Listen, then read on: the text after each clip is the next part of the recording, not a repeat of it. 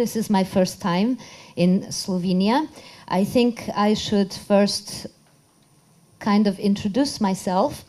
I hold a Bachelor's of Science in Physics from the State University of New York. I hold a Master's in Biomedical Engineering from Drexel University in Philadelphia. And I hold a PhD in Environmental Sciences from the New University of Lisbon. So just to give you some academic background, because I will be covering from noise to cells to health. So, and this is what gives me the right to do so. We will first talk about the agent of disease, which is infrasound and low-frequency noise. These are pressure waves that come through the air. They are not constant. They vary in time, in frequency. They vary in time, in amplitude. And pressure is a force per area. The World Health Organization, I have to get this straight. The World Health Organization calls noise inanimate mechanical forces. So basically noise or any pressure wave that comes through the air is an inanimate mechanical force, which you may or may not hear. So it's not as simple as one would like when we are talking about specifically low-frequency noise. What is the difference between low-frequency noise and the noise that we hear? Basically, it is the distance between the waves, between the peaks. Low-frequency noise has a very large distance, while high-frequency noise, which is what we hear, it's a very small distance. For example, at 3000 hertz, we hear very well. The distance between the peaks at 3000 hertz is around in the centimeter area. When we go down to the low frequency, 20 hertz is considered the limit of our hearing. In the low frequency, the distance is 17 meters. Rule of thumb is, when you want to make a barrier, an acoustic barrier, the thickness of the barrier must be on the order of the wavelength. So if you want to protect against 20 hertz, you need a barrier of 17 meters. Okay, maybe you have special materials, 10 meters, that's still very big. And when you go down to 1 hertz, it's 343 meters. This is the problem with low-frequency noise. It penetrates into the buildings. It penetrates the earth. And this is why it is a problem for human health. We all know about radiation. Usually, the public is very aware of the radiation. We all know that in radiation, there is a very small section where we can see. But then we have ultraviolets, and we have X-rays, and we have gamma rays, and these we do not see, but they can affect our health. This is the same in acoustics. In acoustics, we have audible sounds, and then we have infrasound. We also have ultrasound.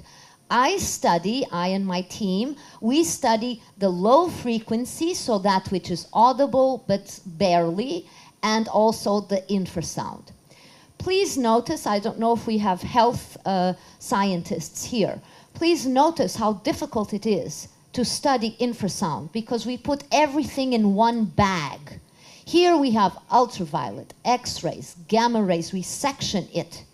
It allows us to study it better. But with acoustics, we have audible and infrasound. Big bag, no segmentation, which allows us to study the different frequencies on the different tissues. This is one of the main problems of studying the health effects of infrasound and low-frequency noise. Historically, we all know, since the time of the ancient Greeks, we all know that loud noise can make us deaf, can impair our hearing. So historically, we have tried to concentrate protection against noise in the area where we hear the best. So conversation area, which comes about to 500 hertz to about 10,000 hertz, this is where we concentrate all of the protection of noise hearing or too much noise exposure. As you can see, the hearing is always what is protected. The body is not. It is assumed wrongly by many that if you don't hear it, it won't hurt you. Okay? Well, we don't see X-rays either, and it hurts us. So the idea, it's unique in medicine, unique. The idea that we have to perceive the agent of disease for it to harm us, it's wrong. We don't see viruses. We don't see many things that are harmful to us. Why do we insist in noise that we must hear it for it to be harmful? This is not a good methodology, and we shall see there is evidence for this. So, why the DBA? This is one of the biggest problems of understanding health. DBA was conceived to protect the hearing. So, let's see. Here it is almost a straight line. And let's look. The frequencies is 1,000 and about to 10,000. This is where we hear very well. So now let's look on that side. See here, it's 0.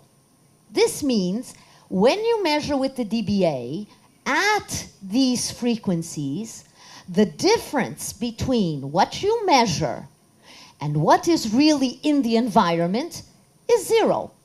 Great.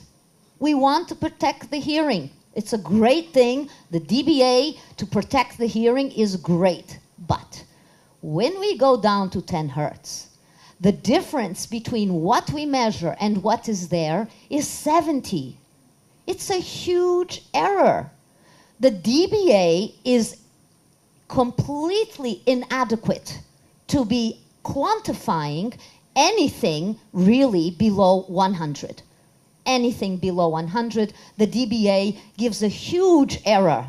If you had a scale for weighing yourself, and what? After 60 kilos, it starts making a bigger and bigger difference between what you are and what is there. You would throw away the scale.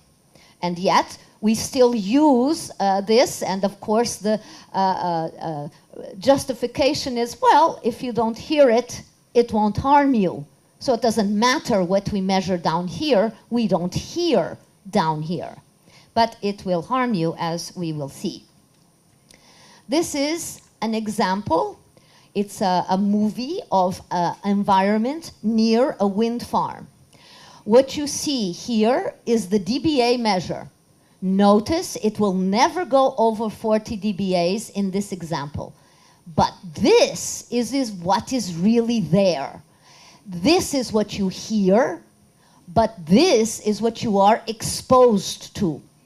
And it is not being taken into account in hardly any legislation in the world, although Russia has infrasound legislation specifically for the cities.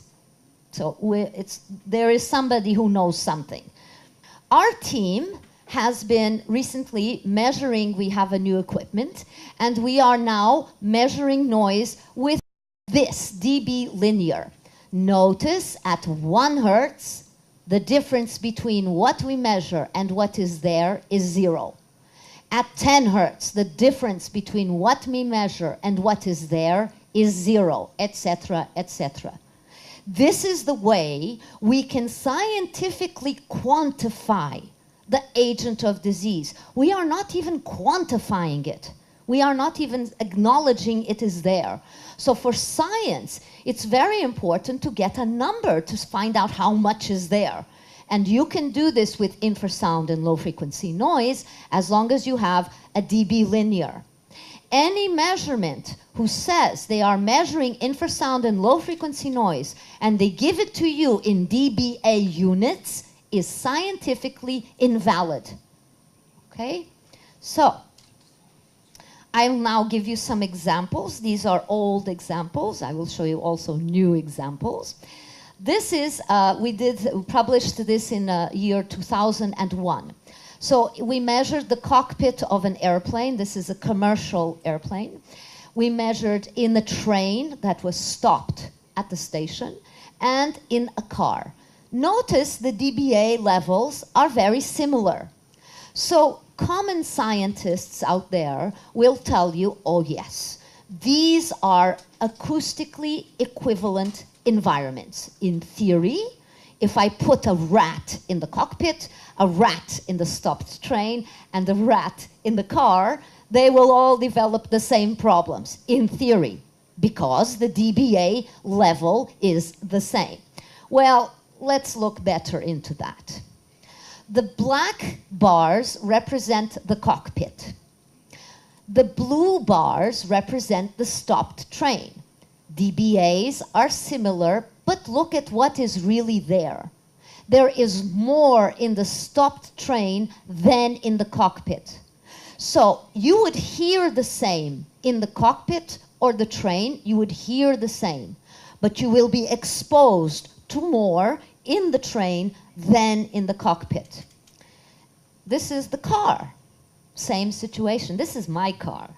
This is my Fiat Punto when it was young, okay? So notice, I am exposed to more acoustic energy on the body in my car than in the cockpit. And of course, the car with the windows closed and the radio off and the subwoofer is off too. My car comes with a subwoofer from factory, huh? Low frequency noise. Huh? So, as you can see, we would hear the same, but we are exposed to completely different amounts of acoustic energy. In terms of biology, our cells respond differently to different frequencies. So the lung will respond to a frequency that is different from the liver. So as you can see, here we have extremely different frequencies in both environments.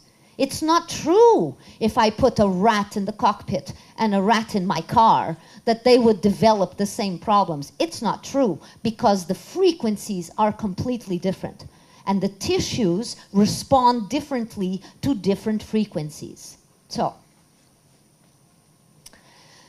this is the new method of how we are now measuring noise. This is a mink farm. Mink from the coats, the beautiful coats that one can have, in Denmark. I don't know if you've heard about this. In this particular case, it is wind turbines. I have to say, before we go on with this wind turbines, two things. They're not windmills. They're not. Windmills are the old ones that had a sail, right? Wind turbines is a machine. It's a generator. Please stop calling them windmills. I don't know what the word is Slovenian, but in Germany and in Denmark and in Holland, they call them windmolen. They're not windmolen. They're windturbine. It's completely different. The second thing I have to say is we have nothing against wind turbines. We have maybe as much against wind turbines as we have against airports, metros, public transportation, other industrial complexes. We study the effects of infrasound and low-frequency noise wherever they come from. And wind turbines is the last in a very long list of complexes, industrial complexes that generate this type of acoustic pollution. I like the term acoustic pollution. It does not mean that you hear it. Noise implies you hear it. So, in this case, this is in Denmark. Of course, the home has been abandoned, obviously. They can no longer live there.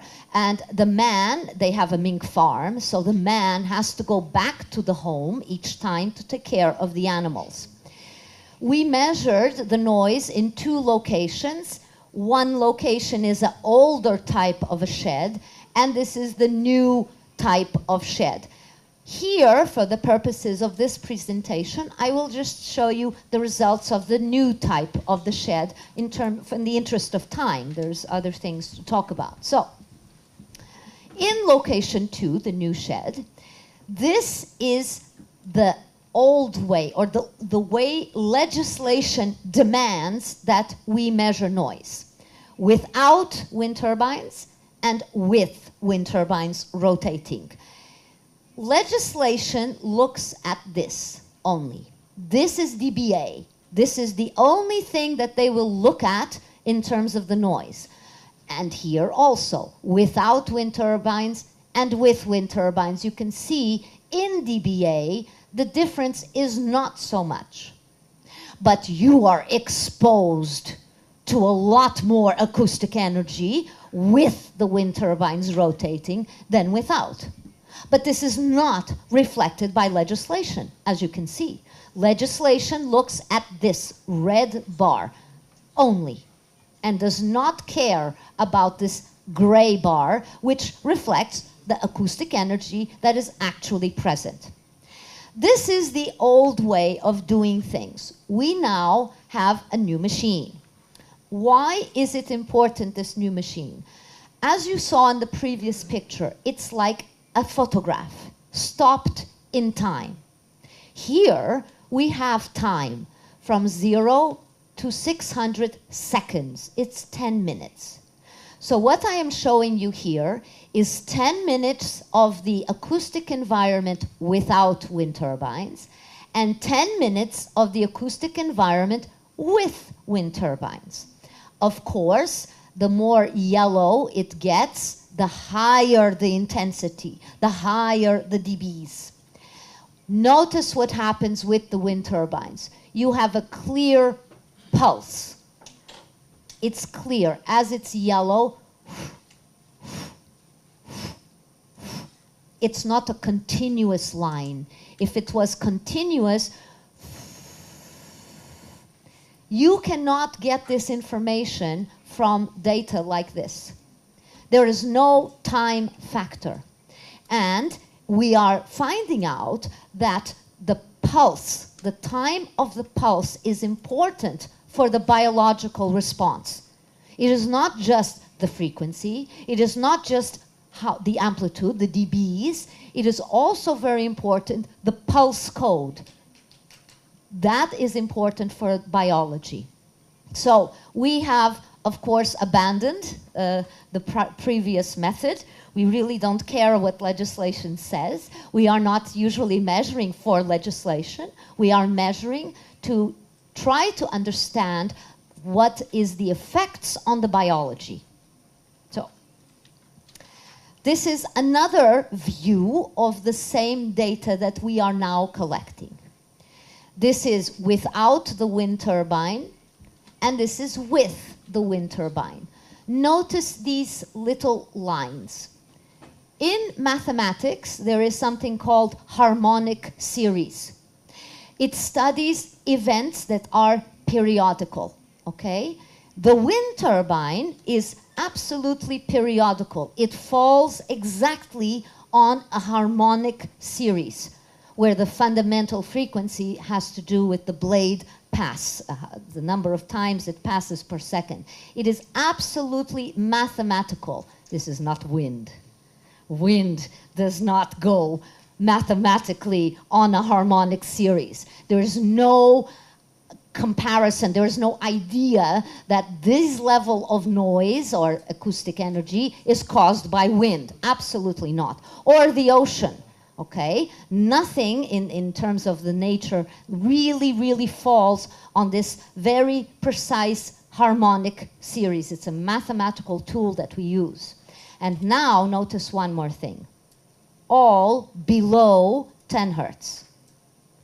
So dBA is not going to be useful ever if we want to really quantify and analyze what is happening with the biology and in the presence of low-frequency noise. So, vibroacoustic disease. Again, yes, this year it is 30 years that I am involved in this initiative. It is impossible to tell you all the results of 30 years of research in an hour, so I have selected the most important features to tell you. Of course, there will be a lot more to say after this hour, but I will select the most important features. How did this all start? In 1980, Dr. Castelo Branco he became chief medical officer at the Air Force Base at Ogma in Portugal.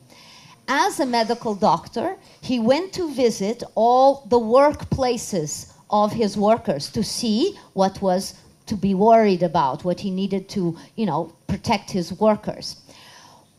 I don't know, I suppose none of you have airplanes, but if you have an airplane, you must bring the airplane for maintenance. After the maintenance is done, there is a procedure called run-up procedure. At this time, you put the aircraft stopped on the street, on the tarmac, and you test all the regimes of the engines. And while this is happening, you have quality control people around the aircraft making checklists. This is called a run-up procedure. Dr. Castelo Branco was observing a run-up procedure, and he saw at one point one worker walking without purpose, and he was going directly to the exhaust of the turbines without purpose. And he saw a colleague grab this worker. When the run-up was finished, he went to the colleague and he asked him, what happened? You had to hold your worker. What happened there? And the colleague says, oh, yes, it happens sometimes. Nobody knows why, In 1960s, there was a guy, we could not hold him in time, and he died. And doctor's like, what? You cannot have workers with this threat, with this, difficulty. So he went back, and again, this is a Portuguese Air Force base that exists since 1918. So since 1950, all the medical records of the workers are kept on the medical center on the base. So he went through the medical records, and he found that 10% of the workers had already been diagnosed with late onset epilepsy. Late onset means you develop it in adult, not child epilepsy. And of course, the general population expected number was 0.2%. Definitely there is a problem here. You don't want guys with epileptic seizures working with heavy equipment like airplanes and engines. So a study was begun. 1980 to 1986, epilepsy is a neurological problem. So all the neurological tests were given to these aircraft workers. Dr. Branco is a pathologist. He is the guy who does the autopsies, and he analyzes under the microscope the tissues. In 1983, one technician died. Of course, Dr. Branco wants to make the autopsy to understand why this person died. He died suddenly. The family says, no. No autopsy, no. So another colleague understood the importance of having an autopsy. And he went, in 1983, he went to the notary and he had a will made demanding an autopsy when he died. 1987, September, 7 o'clock in the morning, Dr. Branco receives a phone call from this man who had gone to the notary. The man said, "Doctor, I am not feeling well. I am going to die. I have called the ambulance. Please meet me at the hospital so that we can do the autopsy." The doctor, of course, you're not going to die today. I will, of course, meet you at the hospital. Good, you call the ambulance. There will be no autopsy today. When Dr. Branco arrived at the hospital, the man was dead, and the autopsy was done. This is what we found. We found 2 tumors, silent tumors. There was no suspicion that this man had a tumor, let alone 2.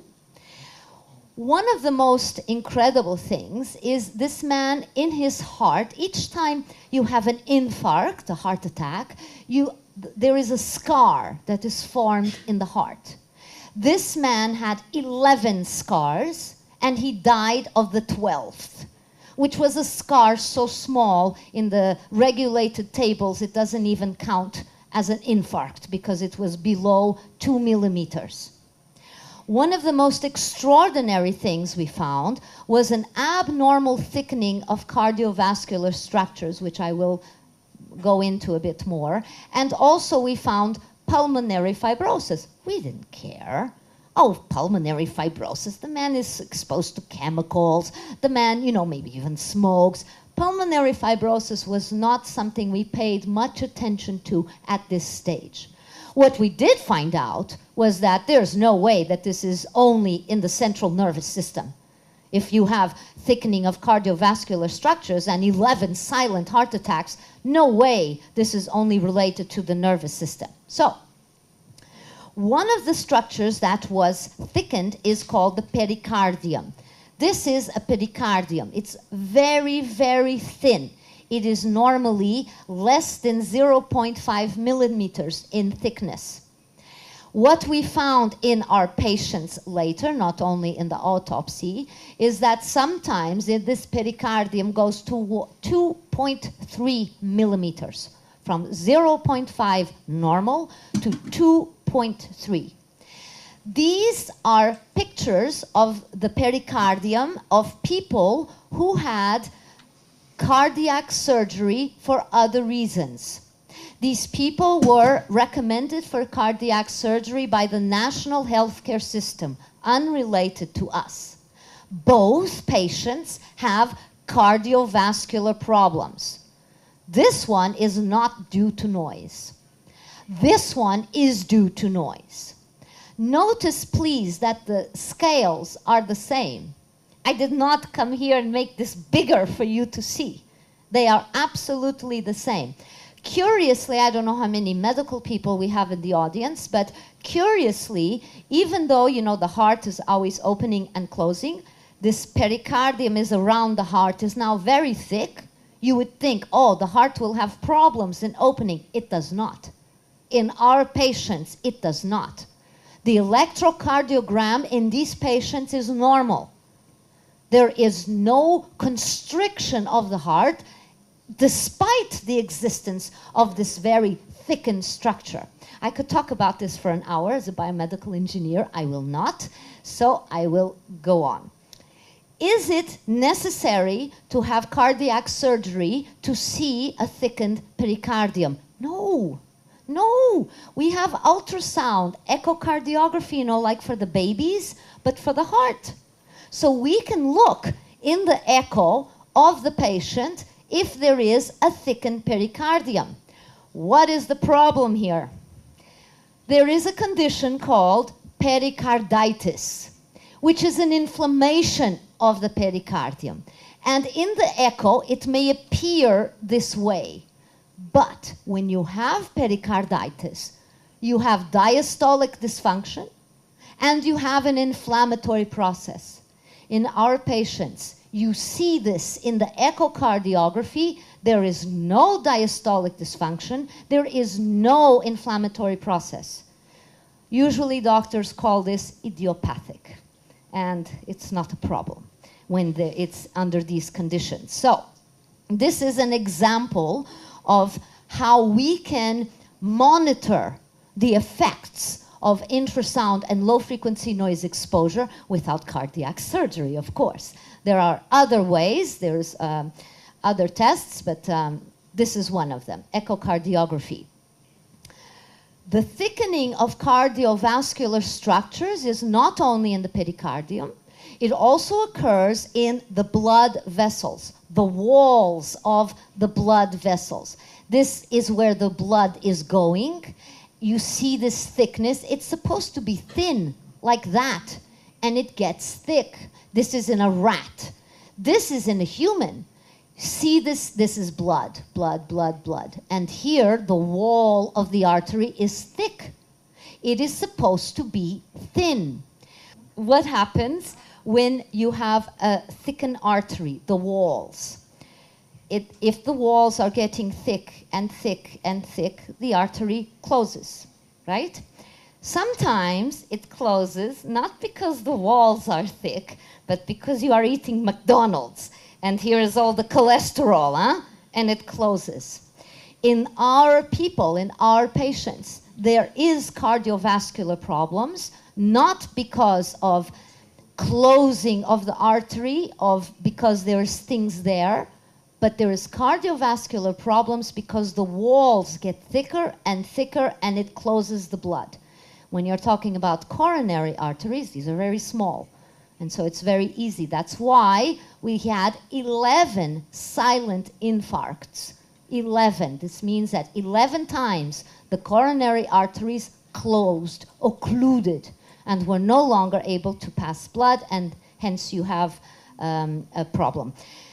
We do not at all believe that this growth, this has been extensively studied. The growth is made of collagen and elastin. This is not inflammatory process. It is not liquid. It is collagen and elastin, very organized structures of collagen and elastin that are growing in the body abnormally. The technical word for it is morphogenesis. It's the growth of tissue which is not supposed to be there. We do not at all believe that this is going through the ear, that this is being triggered by something auditory. It is being triggered by exposure to whole body to what? Inanimate mechanical forces. This is the body trying to strengthen itself. We will see more of this. In 1999, because we had been studying this for 19 years by that time, we came to study the clinical evolution of the disease. For the scientists who are present, this is based on an initial group of 306 technicians. They were eliminated if they had cardiovascular disease, diabetes, streptococcal infections, neuroleptics, huge list of selection criteria. Of the 306, 140 stayed for the study. 140 men, aeronautical technicians, clean, no prior diseases. If the symptom is on the list, it means that at least 50% of these 140 has developed this. At least 70 people of the 140 had bronchitis after 4 years of exposure, occupational exposure. At least 70 had blood in the urine after or up to 10 years of exposure, and so on. If it's on the list, 50% had it. We didn't ask them. We went through their medical records. It's something that is in the history of the person. We didn't go, oh, do you have blood in urine? No, he went to the doctor before because he had blood in urine. So this has importance for the scientific validity of this sort of clinical stages. Another feature which is terrible is this is cumulative. Just because you are now with the hemorrhages of the nose and you have severe muscle pain doesn't mean your bronchitis has gone away.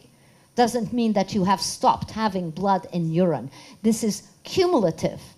And if there are medical doctors here, so you have a guy who comes to you, oh, you know, doctor, I have problems with the breathing, and I have problems in the skin, and I have problems in the stomach, and my knees hurt, and my back hurts, and the doctor's like, okay, wait a minute. You know, usually you don't have a person complaining of every organ and system that they have. But if the doctor suspects the noise, then it can be found out. If it's a female that comes with these problems, well, you know what happens, right? Oh, you should get something to do. You are being hysterical. Well, what are you doing? Your children are out of the house and now you are inventing diseases. This was used in court in Dublin for a woman who was 52 years old, developing vibroacoustic disease, had all these symptoms, and this is what was said in court. Oh, your children are all out of the house, now you have nothing to do, and you go on the internet and you invent diseases. This was used. So, respiratory pathology. This has been occurring in the aeronautical technicians. Remember, we are only still in the occupational environment. We are not yet talking about residential. This is only occupational. We found that whether you're smoking or not smoking, there is these problems with the workers. This is what really motivated us to begin the studies with the rats in the laboratory. This was the type of noise profile that the rats were exposed to, and we exposed the rats to occupational schedule. 8 hours a day, 5 days a week, weekends and silence. Because this is what the workers were exposed to, and we wanted to find out how it was they had all these respiratory problems, smokers or non-smokers. We found thickening again. This time in the alveolar, the walls of the lung inside where the exchange of oxygen and CO2 occurs, it was thickened. Notice again the scale is the same. And the rats aren't smoking, so it has nothing to do with smoking. They are only exposed to noise. This is the trachea.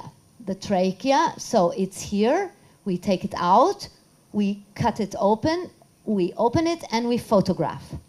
So what you are seeing is this area is where the air passes through. We all know we have the cilia and the brush cells. So this is a normal rat trachea before it was exposed to noise, and this is after it is exposed to noise. You can see the cilia are basically gone. These are the brush cells. You even see the natural and interesting organization of cells in the trachea. This is again the trachea. This is called the brush cell. These little things that are sticking out, they are made of a biopolymer called actin. This is one of the many materials that makes up our body: collagen, actin, tubulin. These are made of actin. Look what happens when you begin to expose it to noise. They begin to gather together and fuse, and they fuse more. And this is a dead brush cell in the trachea of rats exposed to noise. We, of course, have to study the ear of the rat, of course. This is the normal ear. So, this membrane here is called the basal membrane. And on the basal membrane, you have the cilia. On top, there is something called tectorial membrane. For this picture, we cut out the tectorial membrane to see the basal and the cilia. When there is a sound, the basal moves, and the cilia are therefore vibrating, and then it touches the tectorial to the auditory nerve. This is how it normally works. These are also made of actin. And notice here you have spaces. They are missing cilia. This is due to the normal aging process. We all, with age, lose our hearing, and the rats do too. So this is normal. What happens in noise? This is the tectorial membrane, which is now fused to the cilia. And the cilia are fused amongst themselves. We had to almost cut off the tectorial membrane to get this picture. It was not easy like in the controls, you just lift. Here we had to pull it off to see that they are all fused together. So now, under this situation, they are all fused together and with the upper part. But the basal doesn't stop moving. When there is a sound, the basal will continue to move, but now they are not freely vibrating, they are pulling. We have postulated that this is the reason for noise annoyance. It is not something just psychological, psychosomatic. There is an organic basis for people who feel very annoyed to noise. We did not do, during the autopsy in 1987, we did not look at the cochlea. We do not know if this is happening in the humans. It is interesting, though, that both in the trachea, actin brush cell, and in the ear, don't forget, this is actin. It is also fusing here in the trachea of the rats and in the cochlea of the animals. So, there is hearing effects when you are exposed to infrasound and low frequency noise. The hearing effects are of a completely different profile than if the hearing is hurting your noise, your ears, and making you deaf. When you are deaf, you cannot hear because with so much noise from hearing exposure, you go into the house, you want to listen to television, and what you do, you put the volume up, right? Because you want to hear it. Not these people. These people put it down. They can't stand it. It's a completely different profile of the human who is exposed to noise going deaf and exposed to noise, infrasound, and low frequency noise. In the rats, when it's a Wistar rat, the white rats, they are usually used for research. In the rats, when you make the sound of a kiss, like that, they don't like it. They look, they get tense, and they don't like it. Normal rats.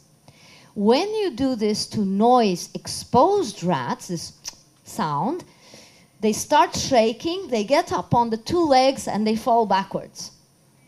Different profile from infrasound exposure or sound exposure. And of course, this is, in terms of interpretation, it is very similar to an epileptic-like seizure that the rats are having after exposure. So it's very different. One of the most, if there are medical people here seeing patients, one of the most common complaints in infrasound and low frequency noise people is, I wake up tired, I can't stand any noise, not even music. You understand the social implications of this. People who cannot stand noise, they isolate themselves. Restaurants, they don't go to restaurants. They don't go to the movies. They hate driving in the car. Sometimes just the supermarket, the part where the freezers or the refrigerators are, it's unbearable for them. This is completely different than the guy who has lost the hearing. He goes to the restaurant. It's a pain. He's always, but he's there. People with infrasound and low frequency noise, they isolate themselves. They cannot stand it. They become incompatible with the environment. So, I have two slides of cell biology, which I feel I must give you. Is this your idea of a cell? A little round balloon with things floating inside? This is what they teach us in school, isn't it? This little round balloon. Well, cells are really more like this. They are connected, or the architecture of the cell is based on tensegrity.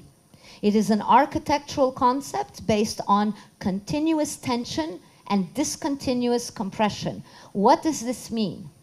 It means that the cell, when it is confronted with what? Inanimate mechanical force, which is a pressure wave, it can move and it passes on the perturbation or the information to other cells. It's not a bubble. It's not an elastic balloon. What you are seeing are movies from the Ingber laboratory at Harvard University. Here he has shown for 30 years, and there are already therapeutic measures based on this model of the cell. This is how the cell reacts to a force along the vertical axis and how it reacts to laminar flow, which is what happens when you are exposed to a pressure wave that comes and affects your whole body. So, what happens in the residences? In the beginning, we were very skeptical about people complaining about infrasound and low-frequency noise in the residence. Very skeptical. We were used to working in the aeronautic industry. That's noise. In the homes, you walk in, you really don't hear it necessarily. But in the year 2000, we started getting calls from private individuals. Please come to our house. We have a noise in our house. We are sick. You must come. We went, and the people in the houses, they were complaining exactly the same things as the aircraft technicians. But we didn't believe it. It's not possible. Look, we measured the noise. This is an example. This is in Lisbon. This is the Tagus River. Here is the veranda, the terrace of the house, and this monster is just across the water. This is, has to do with the grain and the ships. The ships come, there's some arms, and it goes into the cargo of the ship, and it sucks up the grain into the silos. And then another ship comes, and they put the grain back into another ship. So we measured the noise, and this is the cockpit. This time the cockpit is in white, but in black was what we got in this particular house. And we thought, this is not possible, it's so low. But we gave the people who were complaining with the same symptoms as our workers, we gave them the tests, the medical diagnostic tests, which we know were applicable, and they came up positive. So we know we have a problem, and we started thinking, how is this possible? Of course, if you are living, if it is in your home, it means you are sleeping in it. The woman in this particular case already had the pregnancy of the baby in the house before the EU directive, which demands that these industries stop at 11 o'clock at night or 10 o'clock at night, like airports, right? They must stop at night. This woman was pregnant in this house with the baby before that. So it was non-stop, all the time. Her husband is an architect, he was working in the house, and he was the first who started feeling something strange. He was the one who contacted us. So what we have found, the clinical stages of vibroacoustic disease, as they were defined for occupation, is actually accelerated in the home. Accelerated in time because people are sleeping in it, people are staying there a long time in the house, so the exposure is much more. The working guy, right, he goes home at the end of the day. He doesn't go there on the weekends, well, usually not on the weekends, right? Not at the home. There is no running away if it's in your home. And now the wind turbines. You see, it's not about wind turbines. It's about infrasound and low-frequency noise. This is the wind turbine case, the first that we documented in 2007. This was the home. These are the 4 wind turbines. This one was 800 meters. This one was very close, 200, and this was between 200 and 800. So they started rotating in November 2006. In March of 2007, the parents received a letter from the teacher of the boy. What is wrong with this child? This child is an excellent student, and now he is going down, down, down. He has no energy. He cannot even do physical education in the school. Is this child getting enough sleep? Of course, by 6 months after they started rotating, also the parents were feeling already very sick, and that's how we got involved. So, of course, we went to measure the infrasound and low-frequency noise. Still, the old methods, it only goes down to 6.3. This is the old photograph method. The red is when they are not rotating, And the black and the gray is when they are rotating in the night and in the day. In the bedroom. That's another thing that sometimes it's very funny for me or sad, I'm not quite sure. But they measure the noise outside of the house. Outside of the house. I'm not sleeping out there. I'm not living, eating, enjoying my life. It's not outside. I'm in the house. Anybody who is here who has experienced the resonance inside the home. Sometimes you are in a store and there is a bus outside with the engine going and you feel it inside the structure. You walk outside the structure, you don't feel it anymore, of course, because it's going away. So inside, if you want to really understand health effects of this, you have to go inside the home where they are, like the workers. You don't go to the kitchen to find out how the worker is being exposed. You go to where the worker is working.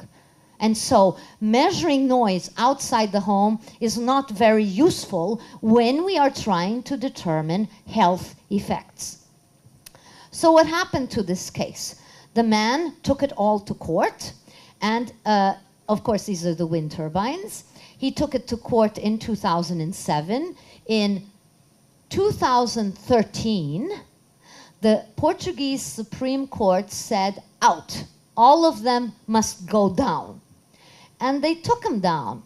This one, that one, that one, and that one. But meantime, they put more.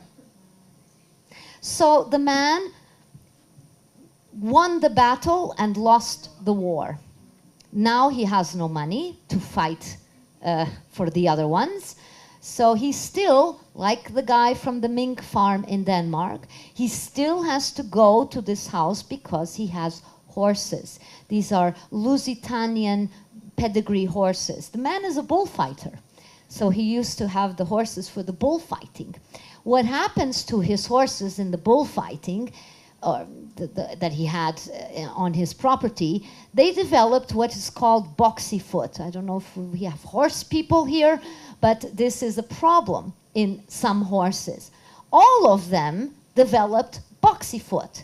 Until the wind turbines, none. He had not one case of boxy foot. Even the small horses who are brought to the farm, they develop boxy foot. So it's not in utero only the problem of this boxy foot. There is a solution, there is a surgical solution for the boxy foot. So of course, when the surgery was going, Dr. Branco wants biopsy, wants to look at the tissues to see what he could find, and he found the same, thickened of the arteries, the walls of the arteries in these horses are thickened, as we saw in the rats, as we saw in the people.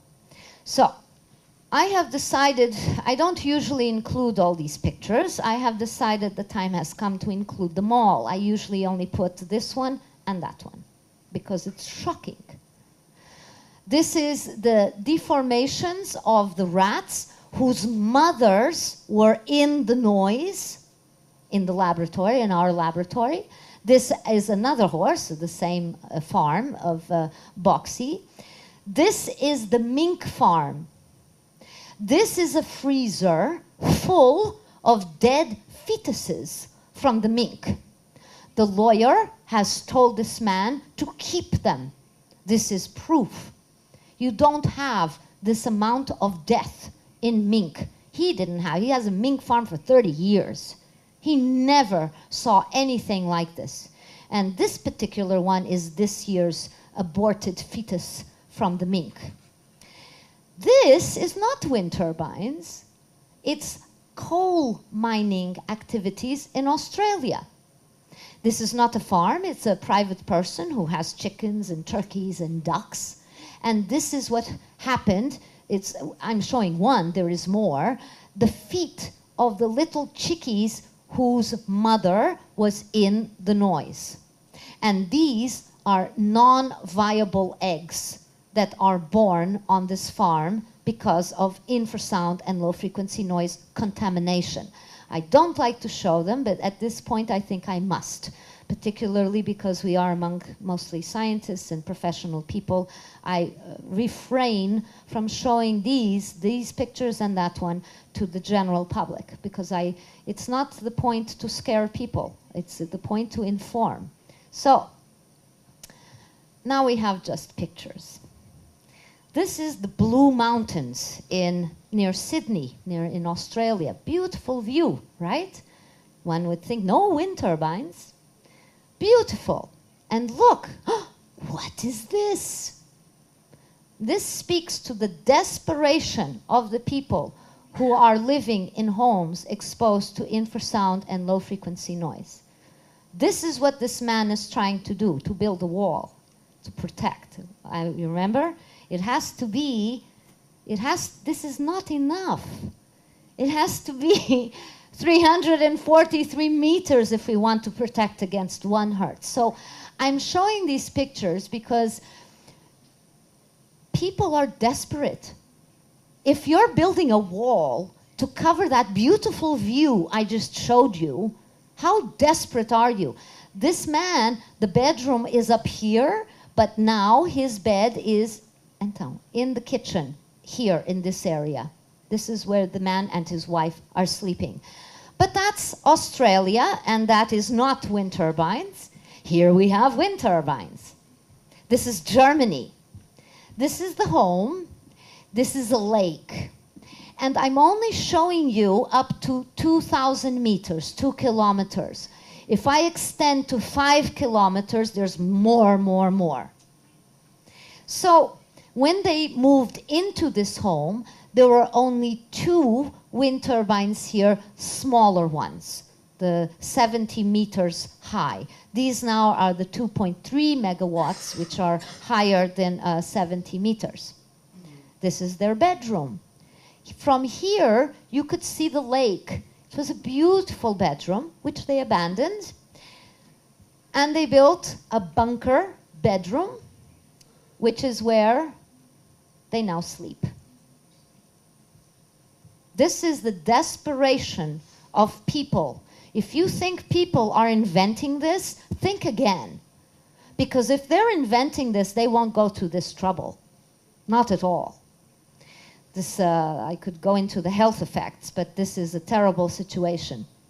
Finally, this is Ireland. This house has been abandoned for obvious reasons. The 9-year-old child who was living in this room, guess what? Diagnosed with epilepsy. The 19-year-old boy of this house, guess what? Diagnosed with post-traumatic stress disorder. You know who else was diagnosed with post-traumatic stress disorder? The man from the mink farm in Denmark. So, I hope you liked my presentation. I know it's kind of depressing, but these are the scientific facts of what we have over 30 years of research.